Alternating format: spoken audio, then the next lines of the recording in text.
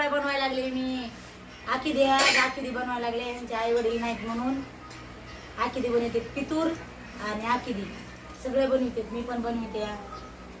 पितूर दोष लागल्यावर चांगला नसतो म्हणून त्याच्यामुळं मालक आमच्या बघा किती खुश व्हायला लागले. पण आज थोडा उशीरच झाला मला जायला. कालही करायचं होतं आणायचं सामान भरून पण संगमची तब्येत बरोबर नव्हती म्हणून काल मला सामान आणणं झालं नाही. तर आज आणले.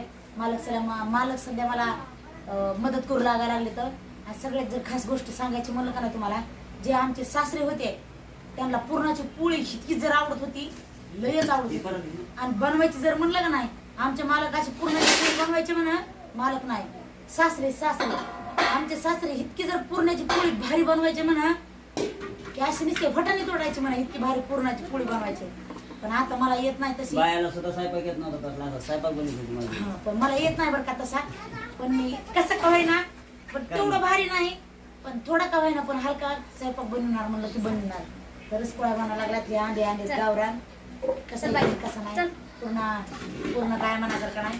पोळ्या बनवल्या का नाही एकदा पुन्हा तुम्हाला दाखवली त्या पोळ्या कशा नक्की सांग पुन्हा मी सांगा आता नाही.